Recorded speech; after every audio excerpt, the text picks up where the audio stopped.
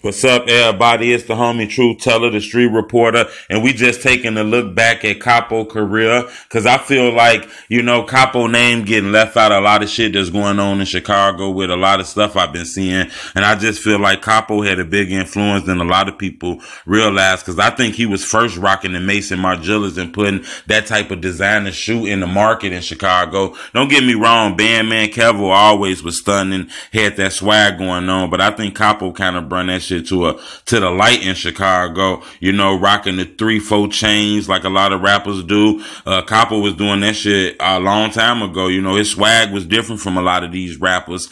You got to realize the guy was affiliated with Glow Gang and No Limit, which is two big crews in Chicago, whether you want to call them gang affiliated, rap affiliated. These are two crews, and CAPO was affiliated with both of them.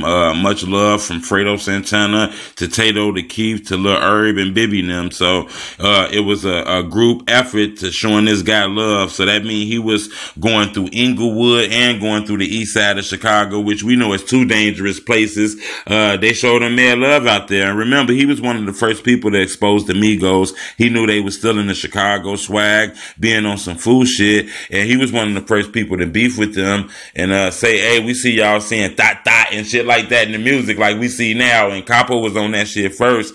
And as you can see, I do think him cooling in the hood, still chilling in the hood, was probably a big thing for him, and I don't think he should have been doing that. Even though he wasn't rich, he wasn't famous now, but the guy had a lot of clout, and that clout is almost like you're famous, you get it? And I do think CAPO had the slurred flow first before a lot of these rappers. They try to call it the mumble rap, no disrespect, but Keith was rapping. Keith had bars.